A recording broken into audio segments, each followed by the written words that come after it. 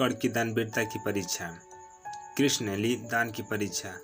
जब महाराज युधिष्ठिर इंद्रप्रस्थ पर राज्य करते थे तब वे काफी दान आदि दिया करते थे।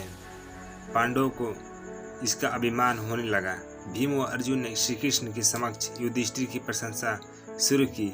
वे कितने बड़े दानी हैं। लेकिन कृष्ण ने उन्हें बीच में ही टोक कर कहा, हमने कर्ण जैसा दानवीर कहीं नहीं देखा। पांडवों को यह बात पसंद नहीं आई। तब कृष्ण ने कहा कि समय आने पर सिद्ध कर दूंगा। कुछ ही दिनों बाद एक याचक युधिष्ठिर के पास आया और बोला, महाराज, मैं आपके राज्य में रहने वाला एक ब्राह्मण हूँ और मेरा व्रत है कि बिना हवन किए कुछ भी नहीं खाता पीता। कई दिनों से मेरे पास यज्ञ के लिए चंदन की लकड़ी नहीं है। यदि आपके पास हो तो मुझ पर कृपा करें, अन्यथा हवन तो पूरा नहीं ही होगा। मैं भी भूखा प्यासा मर जाऊंगा।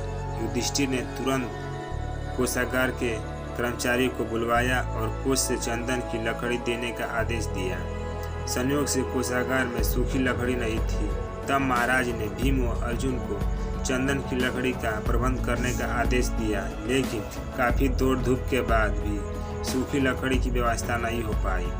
तब ब्राह्मण को हताश होते देख कृष्ण ने कहा, मेरे अनुमान से एक स्थान पर आपको लकड़ी मिल सकती है, आइए मेरे साथ। ब्राह्मण ने यह सुनकर खुश हो गए, बोला, कहाँ पर?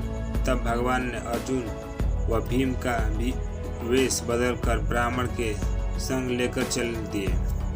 कृष्ण सबको लेकर कर्ण के महल में गए। सभी ब्राह्मण के वेश में थे, अतः कर्ण ने उन्हें पहचाना नहीं। याचक ब्राह्मण ने जाकर लकड़ी की अपनी वही मांग दोहराई। कर्ण ने भी अपने भंडार के मुखिया को बुलवाया और सूखी लकड़ी देने के लिए कहा। वह भी सूखी लकड़ी नहीं थी। ऐसे में ब्राह्मण निराश हो गया। अर्जुन और भीम प्रश्न सूचक निगाहों से भगवान कृष्ण को ताकने लगे, लेकिन श्री कृष्ण अपनी चिर परिचित मुस्कान लिए चुपचाप बैठे रहे। तभी कर्ण ने कहा, हे ब्राह्मण देव, आप निराश न हो, एक उपाय है मेरे पास। उसने अपने महल के खिड़की दरवाजों में लगी चंदन की लकड़ी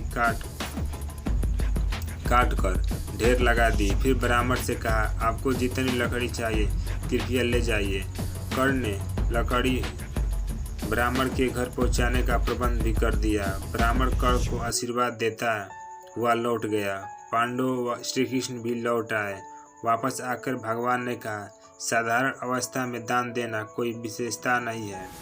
असाधारण परिस्थिति में किसी के लिए अपने सर्वस्व को त्याग देने का ही नाम दान है। अन्यथा हे युधिष्ठिर, चंदन की लकड़ी के लिए द्वार तो आपके महल में भी थे।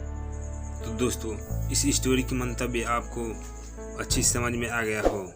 यदि स्टोरी आपको थोड़ा भी अच्छा लगा हो तो आप हमारे वीडियो को लाइक कर दीजिए और चैनल पर अभी तक नए विजिट कर रहे हैं तो चैनल को सब्सक्राइब कर दीजिए। धन्यवाद दोस्तों, मिलते हैं नेक्स्ट वीडियो में।